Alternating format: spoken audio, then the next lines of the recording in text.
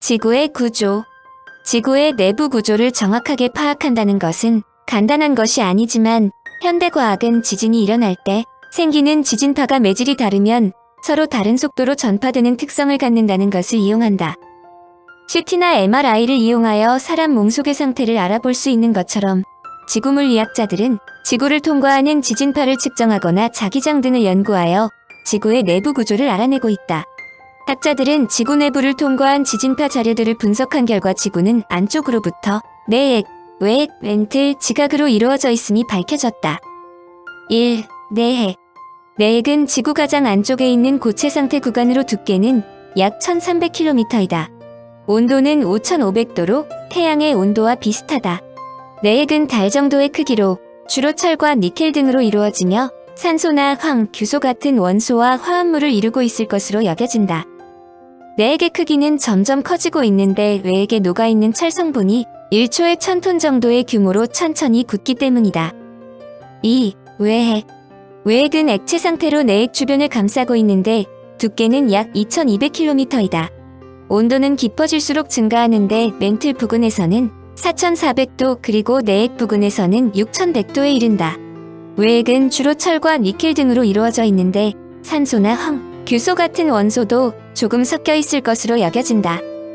외액은 지구의 자전, 방사성동 위원소의 분부에 의한 열, 그리고 외액에 녹아있는 철 성분이 굳으면서 발생하는 열 등으로 유지된다. 외액은 레미콘차에 담긴 시멘트 반죽처럼 1초에 수밀리미터씩 천천히 돌고 있는데 회전하는 외액의 액체 금속에 전류가 발생하면서 지구자기장이 만들어진다고 추정한다. 고체와 액체로 된 내액과 외액이 지구 전체 질량의 약 3분의 1, 전체 부피의 6분의 1을 차지한다. 3. 멘틀. 지각과 외액 사이의 구간으로 거의 300km의 두께로 지구 질량의 3분의 2 이상 지구 부피의 5분의 4 이상을 차지한다.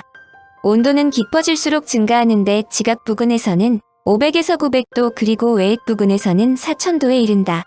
멘틀은 고체의 암석으로 이루어져 있는데 깊이 및 장소에 따라 멘틀을 구성하는 암석의 성질 및 상태는 서로 다르다. 멘틀은 지구 내부의 열에 의해 대류하는 것이 특징이다. 즉, 멘틀로부터 뜨거운 암석이 올라오기도 하고 차갑게 식어 다시 멘틀로 돌아가기도 한다. 멘틀은 윗부분과 아랫부분을 상부 멘틀과 하부 멘틀로 나누기도 하는데 그 경계가 명확한 것은 아니지만 보통 700km를 그 경계로 추정한다. 4. 지각. 지구의 가장 바깥에 위치한 암석층으로 지구 전체 표면의 3분의 1을 차지하는 대륙지각과 3분의 1을 차지하는 해양지각으로 이루어진다. 대륙지각은 약 30에서 65km의 두께를 가지며 주로 화강암, 퇴적암 및 변성암으로 이루어지는 반면 해양지각은 약 5에서 10km의 두께를 가지며 주로 현무암으로 이루어진다. 지각은 지구 질량의 0.5%도 안 되며 부피로는 0.7% 정도다. 온도는 깊어질수록 증가하는데 멘틀 부근에서는 200에서 400도에 이른다. 대륙지각의 평균 나이는 약 20억 년으로 추정되는데 가장 오래된 대륙지각의 나이는 약 40억 3천만 년으로 캐나다에서 발견된 아카스타 편마암이다. 반면 가장 오래된 해양지각의 나이는 2억 년을 넘지 않는다. 해수면 위에 보이는 육지는 지각의 깊이에 비하면 매우 작은 부분이다.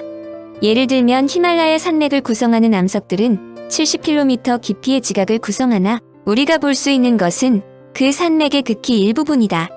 세계에서 가장 높은 산인 에베레스트조차 해발 8km에도 미치지 못하므로 그들 대부분 땅 아래에 묻혀 있다. 지구의 멘틀과 그 위에 놓인 해양지각 및 대륙지각 사이를 구분하는 면을 모으면 또는 모호로 비치치 불연속면이라고 한다. 대륙과 해전은 지각보다 밀도가 높은 물질로 이루어진 멘틀 위에 떠 있다. 해전은 현무암과 다른 조밀한 암석으로 이루어져 있지만 비교적 얇다.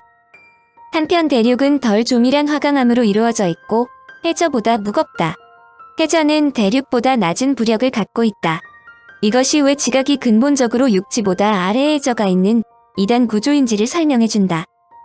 바닷속 심해는 워낙 탐사 자체도 어려우므로 미지의 영역이라 해도 과언이 아닌데 1977년 태평양 2000m 깊이의 갈라파고스 해저 확정 측에서 20도를 넘는 해저 온천이 발견되어 학자들을 놀라게 했다. 주위의 해수 온도가 2도 정도임을 감안하면 상당히 뜨거운 온천수다. 더욱 놀라운 것은 축구장만한 온천 지역에 여러 생물체들이 밀집해 살고 있었다. 이들 생명체들은 온천수에 포함된 화합물을 산화시키면서 나오는 화학에너지를 에너지원으로 먹이를 만들어내는 화학합성에 기초한 생명체군이 살고 있었다. 이곳을 학자들은 심해의 오아시스라고 별명을 붙였다.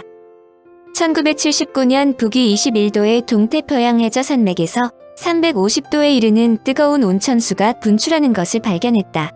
아연, 납, 철 등의 금속이 많이 녹아있는 강산성에 고온인 온천수가 차고 알칼리성인 해수와 섞이는 현장에서 검은색의 황화물 광물이 석출되면서 마치 굴뚝에서 검은 연기가 나오는 모양을 띠고 있어 블랙스모그라는 이름이 붙여졌다.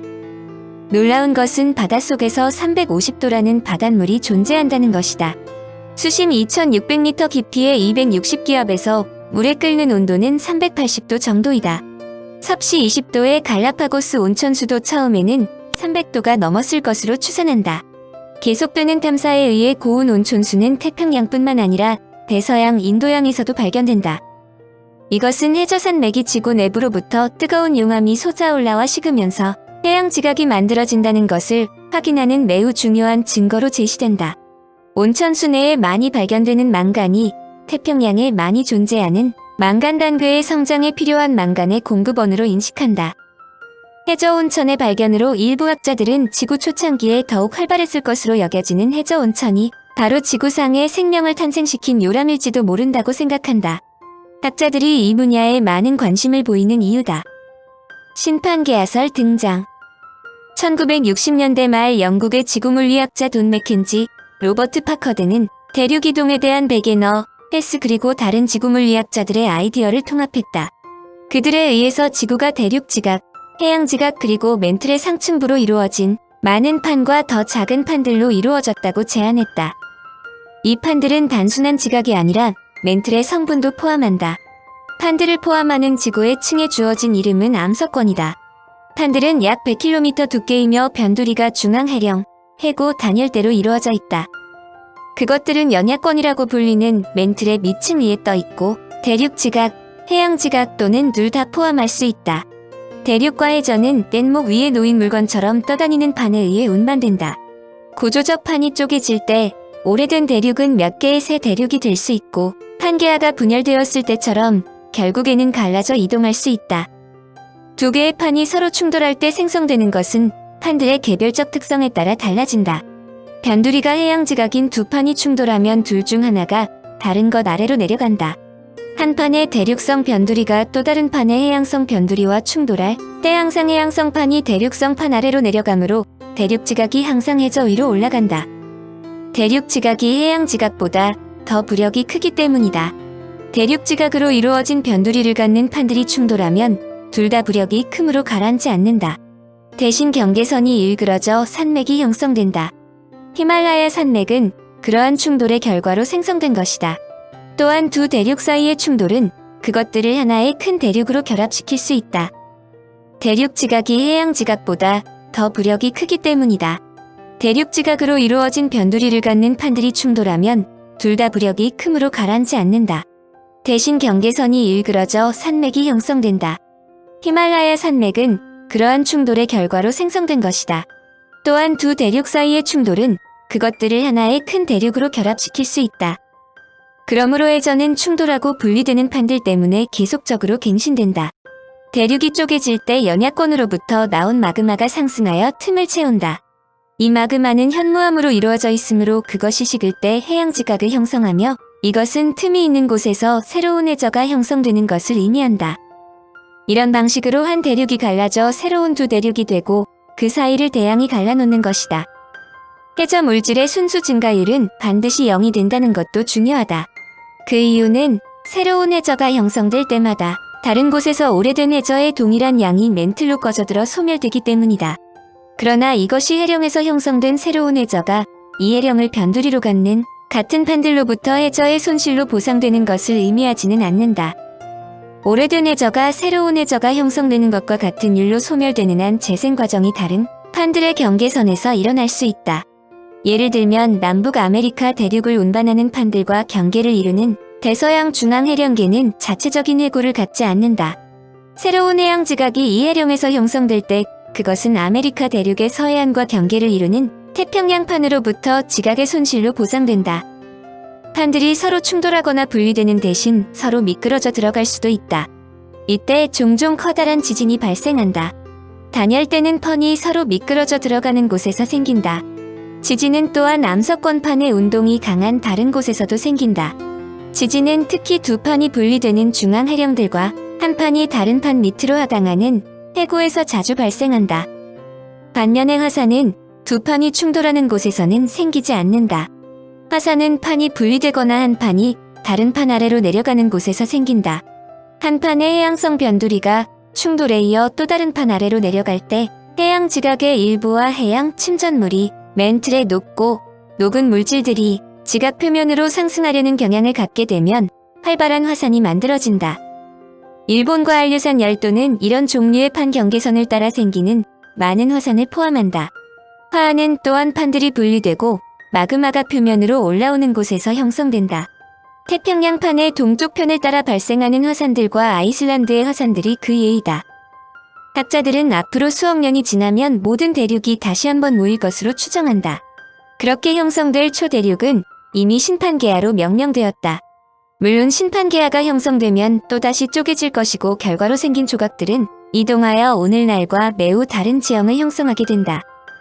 그때 한국이라는 땅덩어리가 어떻게 될지는 어느 누구도 알지 모른다. 사실 이 분야에 관한 한 정확하게 모르는 것이 현대인들이 살아가는데 좋을지 모른다. 아직도 풀리지 않는 지구. 판구조로는 그동안 이해하지 못한 지구의 형태에 대해 많은 해답을 준다. 놀라운 것은 인도판이 아시아판 아래로 미끄러져 들어가고 있는데 이 지역의 아래에 일종의 용광로가 존재한다는 것이다. 이 사실은 그동안 산맥들로 둘러싸여 있는 티벳 고원이 왜 그렇게 편평한가 하는 의문을 해소시켜준다. 학자들은 지하가 부드러운 물질로 이루어졌기 때문으로 추정한다. 땅콩버터와 같이 점성이 큰 유체가 충분히 오랜 시간이 지나면 편평해지듯이 말이다. 지구는 암석으로 된 행성들 중에서 유일하게 판 구조를 가지고 있다.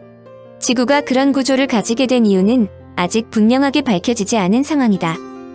학자들은 금성은 크기나 밀도가 지구와 거의 같은데도 불구하고 판 구조를 가지고 있지 않은 것으로 보아서 지구의 크기나 밀도 때문은 아니라고 인식한다. 학자들이 판 구조 자체에 대한 납득할 만한 설명은 제시하고 있지 못하지만 판 구조가 지구에 있는 생명체가 살아가는데 매우 중요한 역할을 한다는 데는 공감한다. 물리학자인 제임스 트래필은 지질학적 판들의 연속적인 움직임이 지구 생명체의 발달에 큰 영향을 주었다고 생각한다고 설명한다. 그는 판 구조에 의해서 나타나는 기후의 변화를 비롯한 변화들이 생물의 지능을 발달시킨 중요한 요인일 것이라고 적었다. 지구에서 일어났던 몇 차례의 멸종 사태 중에서 일부는 대륙의 이동 때문이라고 주장하는 학자들도 있다. 케임브리지 대학의 토니 딕스는 암석의 역사와 생명체의 역사 사이에 깊은 관계가 있다고 주장했다. 그는 지난 5억 년 동안에 바닷물의 화학적 조성이 갑자기 크게 변했는데 그런 변화가 일어났던 시기들은 대부분 생물학사의 중요한 사건들과 관계있다고 지적했다. 그의 설명은 가끔씩 바닷물의 화학적 조성이 크게 바뀌는 정확한 이유는 알려지지 않았지만 해저 산맥이 열리고 닫혔던 것이 영향을 미쳤을 것이라는 것을 상상하는 것은 어렵지 않다. 그러나 판구 조론으로도 아직 해결하지 못하는 문제점은 많이 있다. 빌 브라이스는 미국 덴버의 경우를 예로 들었다. 덴버의 고도는 1600m이지만 그런 융기는 비교적 최근에 일어났다. 공룡들이 지구를 활보하고 있을 때 덴버는 수심 수백 미터 아래에 있었다. 그럼에도 불구하고 덴버의 암석에서는 판들의 충돌이 일어났을 때 예상되는 균열이나 변형을 찾을 수 없다는 점이다. 학자들은 덴버는 판의 충돌에 따른 영향을 받기에는 그 경계에서 너무 멀리 떨어져 있다고 추정한다. 만약 그런 일이 생겼다면 양탄자의 한쪽 끝을 밀었더니 다른 쪽에 주름이 생겼다는 것과 마찬가지라는 설명이다. 즉 덴버는 알 수 없는 이유로 지난 수백만 년 동안 빵이 부풀어 오르는 것처럼 밀려 올라간 것이다. 아프리카 남부도 판구 조론으로는 설명이 되지 않는다. 폭이 1600km나 되는 지역이 지난 1억 년 동안 거의 1600m나 밀려 올라갔지만 판들의 활동과는 아무런 관련이 없게 보인다. 한편 오스트레일리아는 기울어지면서 가라앉고 있다. 그 지역의 판은 지난 1억 년 동안 아시아를 향해 북쪽으로 움직였고 앞부분은 180m나 아래로 꺼져버렸다. 인도네시아는 아주 느리게 가라앉으면서 오스트레일리아를 함께 끌고 들어가는 것처럼 보인다. 이런 점들은 판 구조론으로는 설명할 수 없다는 것이다. 판의 개수도 논란의 대상이다. 최근 판의 수를 세어본 결과 12개의 주요 판과 그 밖에 여러 개의 작은 판들이 있는 것으로 밝혀졌다. 그러나 인도와 오스트레일리아가 올라타고 있는 판이 분열되고 있다는 가능성이 밝혀졌는데, 그렇다면 주요 판의 수는 13개로 늘어나게 된다. 현재 판 구조로는 베게너가 주창했던 대륙이동설에서 상당히 진전했다. 1960년대 말 영국의 지구물리학자인 돈 맥켄지, 로버트 파커, 미국의 제이슨 모건 등은 그동안의 대륙이동과 대륙과 해저에 대한 지식을 통합했다. 그들은 지구가 대륙 지각, 해양 지각, 그리고 맨틀의 상층부로 이루어진 많은 판을 갖는다고 제안했다. 다시 말해 이런 판들은 단순한 지각이 아니다. 그것들은 맨틀의 성분도 포함한다.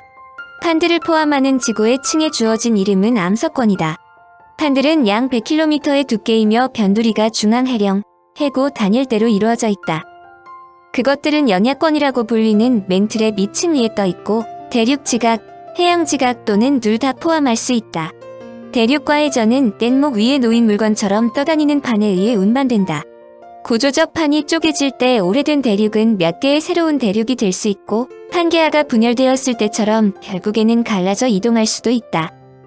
이러한 설명은 판구조론도 엄밀한 의미에서 완벽한 것으로는 볼 수 있지만 이들 해결되지 않는 문제점이 있더라도 베게너의 이론을 도입하지 않고는 지구과학의 어떤 문제도 논할 수 없다. 50년 앞서 세운 지구과학의 기초가 현대 지구과학의 전체를 설명해주기 때문이다.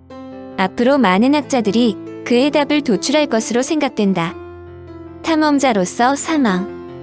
1929년 베게너는 자신의 이론을 보다 공고히 하기 위해 다시 그린란드의 미드아이스 기지를 발판으로 탐험하겠다고 결심했다. 그의 네 번째 탐험은 국제과학탐사대인데 그 자신이 대장이 되어 위도 71도를 따라 위치한 새 지대의 기후와 지지를 조사하는 것이다. 미드아이스 기지는 내륙에서 400km 떨어지고 고도가 3000m나 되는 곳이다. 그런데 특별히 설계한 모터 썰매가 작동하지 않자 기지에 있는 탐험대원들에게 물품을 공급할 수 없게 되었다. 베게너는 직접 물품을 공급하기 위해 2명의 탐험대원과 함께 개썰매로 1930년 9월 21일 본부를 출발했다. 기온은 영하 65도나 되었다. 그들은 기지에 40일 후에 도착했다. 베게너는 기지에 도착하여 하루 쉰 후 그의 50회 생일인 11월 1일 22세의 탐험대원 라스무스 빌룬센과 함께 다시 본부로 출발했지만 돌아오지 못했다. 중간 기지에서 월동한 대원들은 다음해 5월 대원들은 그의 스키와 잠든 채로 사망한 유체를 발견했다. 심장마비에 의해 사망한 것으로 추정되었다. 대원들은 그를 얼음 속에 장사 지냈다. 그가 심혈을 기울여 주장한 대륙 이동설이 새로운 학문에 의하여 증명되기 20년 전의 일이다. 극지 탐험은 과거나 현재를 구별함이 없이 극도로 위험천만한 모험이다. 사실 1900년부터 베게너가 실종된 기간을 포함하여 1938년까지 북극 탐험 도중에 목숨을 잃은 사람은 무려 200여 명이나 된다. 남극의 탐험도 이에 못지않아 1898년부터 1964년까지 100명이 넘는 탐험대원들이 목숨을 잃었다. 남극의 경우 북극과는 달리 육지이므로 연구시설을 세우는 것이 가능하므로 희생자가 그만큼 적을 수 있었다. 남극이든 북극이든 이들 희생자들은 무명의 인물이다. 그러나 이들이 남북극을 탐험하는데 도전한 것은 베게너와 같이 과학에 대한 도전이 없었다면 착수조차 되지 않을 거대한 프로젝트였다. 베게너와 같은 사람이 한두 명이 아니라는 것이 베게너의 죽음에 위안을 주는 것은 아니지만 적어도 베게너와 같은 사람이 많다는 것은 과학을 연구할 때 남다른 희생이 따른다는 것을 다시금 보여준다. 과학의 순교자가 생각보다 많다는 뜻이다. 베게너가 극심한 비난을 받은 것은 당대 과학자들의 학문 풍조 때문이기도 하다. 정통학자들은 자신들의 전문 학문 분야에서 벗어나는 것을 이단으로 생각했다. 그런데 베게너는 정통 지리학자가 아니라 당대의 생소한 기상학자이다. 소위 기상학자인 주제의 지리 분야를 손댄다는 것은 있을 수 없는 일인데다 그가 주장하는 가설 자체가 황당하기 짝이 없었다. 베게너도 탐험가로서 무장되어 있어 자신의 주장이 옳다고 생각하는 순간부터 수많은 반대자들이 그를 공격할 것을 예상하고 있었다. 그는 그들과 맞싸울 자세가 되어 있었고 이를 위해 수많은 증거를 모았다. 또한 그의 가설을 지지할 수 있는 이론을 세우는데 게을리하지 않았다. 문제는 당대의 과학 수준으로 인해 그가 제시한 이론이 불충분했다는 점이다. 그의 반대자들이 벌떼같이 그를 공격했고 그의 가설은 폐기 처분되었다. 베게너가 대륙이동설을 주창할 때 완벽한 이론을 제시하지는 못했지만 큰 틀에서 그의 이론이 옳았다는 것은 매우 중요하다. 베게너가 죽음을 맞이한 것은 그의 이론을 증명하기 위해 그린란드 탐험의 길에 나섰기 때문이다. 그러나 그가 탐험에서 돌아왔다 하더라도 자신의 이론을 증명하는 데는 실패했으니 틀림없다. 그의 이론은 추후에 자기장 확인이라는 새로운 학문 분야에 의해 도출된 헤스의 해저 확장설에 의해 비로소 인정받았기 때문이다. 레슬리 앨런호비츠는 그가 보통 사람의 수명인 70살까지만 살았더라도 한때 욕을 먹었던 자신의 주장이 완전히 인정되는 것을 볼 수 있었을 것이라고 적었다. 아직도 지구를 풀어가기에는 많은 의문점으로 쌓여 있다는 것을 감안할 때 베게너가 모든 것을 다 알지 못했던 것은 전혀 놀라운 일이 아니다. 그러나 지구의 나이가 약 45억 5천만 년이나 되는데도 판게아가 약 2억 년 전부터 분열이 시작했다는 것은 그동안 환상으로만 치닫던 아틀란티스 대륙을 침몰시키는데 결정적인 역할을 했다. 또한 막연히 미스터리로 포장하는 선동가들의 무분별한 행태에 과학적인 잣대로 분석해야 한다는 계기를 마련했다. 지구과학에서 한구조론이 차지하는 위치는 진화론에서 현대적인 과학론이 차지하는 위치에 비유할 수 있을 정도로 인간에게 매우 큰 영향을 주었다. 인간이 지구 위에 떠돌아다니는 판 위에 살고 있다는 것은 상상치 못하던 일이며 이로 발생하는 지진이나 화산 폭발 등에 인간이 무력하다는 것은 인간이 지구에서 위대한 동물이라는 오만함을 여지없이 꺾어버렸다.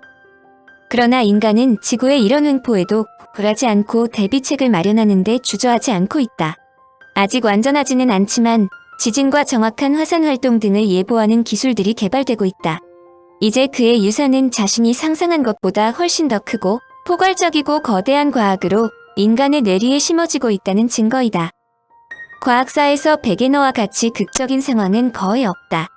베게너는 기상학자로서 지질학자들의 영역에 과감히 도적했는데 그것은 자신이 지구 역사의 참을 발견했다고 생각했기 때문이다. 그러나 그가 죽을 때까지 그의 주장은 한낱 비전문가의 상상측 만화라고 매도되었다. 그의 주장이 참이라 해도 당사자가 사망하면 대부분의 경우 사장되기 마련이다. 그런 면에서 베게너는 실패한 사람이 아니다. 그의 이론이 부동의 이론으로 세계의 교과서에 게재되고 있기 때문이다. 만화 같은 이야기로 매도된 가설이 세계에서 가장 중요한 이론으로 자리매김하는 것을 보면 만화야말로 새로운 아이디어를 제공하는 창구일지 모른다.